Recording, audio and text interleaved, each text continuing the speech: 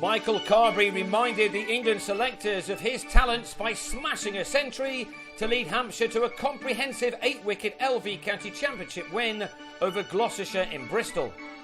The home side had kept Hampshire waiting on the penultimate day with a 92-run stand for the 9th wicket, and the last pair of Hamish Marshall and Matt Taylor kept them in the field for another half an hour on the last morning as they advanced their side's total from 308 for 9 to 332. Marshall had advanced from his overnight 84 to 94 when he was bowled by an inducker from Kyle Abbott, his 7th wicket in his debut match. Hampshire were left to get 215. And given the way that this pitch has played throughout, that shouldn't have been too much of a test for the visiting batsmen. What they did need to do, though, was to close the door quickly on Gloucestershire by getting off to a good start. And that's exactly what Carberry and Jimmy Adams did for their team.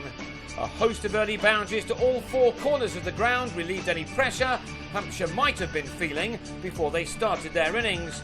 The shine was also taken off the new ball as this pair opened up with a stand of 57 made in the first 21 overs. The pick of the home attack in this match has been the 19-year-old Taylor, who grabbed his 6th wicket of the match. Adams adjudged to be LBW on 23. Carberry has made a disappointing start to this important summer. Already a number of pundits have suggested that his England days are over. As well as winning this match for his team, he then had a point to prove. And he proved it rather nicely by easing to a 50 off 90 balls, getting there with a glorious straight drive which brought him his 10th boundary.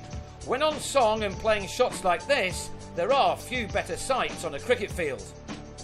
Carberry received some decent support from Liam Dawson, who helped his partner take the total into 3 figures and just about reduced the target to a double-figure one. Indeed, 101 more were required when Dawson was out for 25. He fell when reaching for a wide ball from Will Gidman, a ball he directed into the safe hands of Will Tavares, who, in spite of ending on the losing team, had a match to remember. That wicket brought in first innings centurion James Vince, and after blocking out the first couple of balls he faced, he was off and running again with 3 successive boundaries. As mentioned before, this could well be the season that Vince comes of age. That may have been said before, but the 23-year-old could hardly have started this season any better. He looks in wonderful touch at the moment, that's for sure. He never looked back after this explosive start. Soon Hampshire were racing towards their victory target. Carberry was playing with a flourish, producing some stunning shots on another glorious day in Bristol, as each day of this match has been. One thing was clear: when Carberry struck the ball, it stayed struck.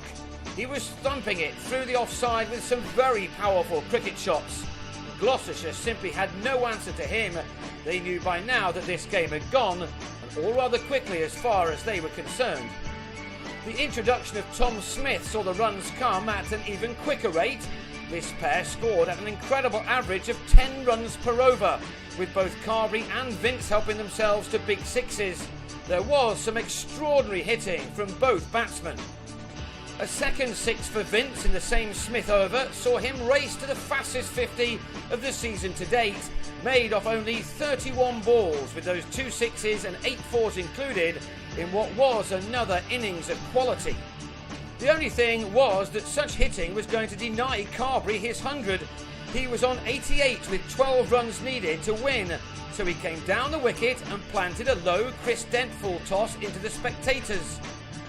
He then slog-swept the next ball for another maximum to not only win his team the game, but to also take him to 3 figures off only 131 deliveries, his second 50 occupying 41. In 10 overs and 2 balls together, he and Vince had smashed 101 runs to take the game at a canter. Vince ended with 58 off only 36. It was some game for him too. And it meant maximum points for Hampshire, who won by 8 wickets with bags of time to spare. Gloucestershire had to settle for 6 and will reflect on their first innings collapse when they were set for a big total. They now travel across the Severn Bridge to take on Glamorgan on Easter Sunday, while Hampshire go to Derbyshire.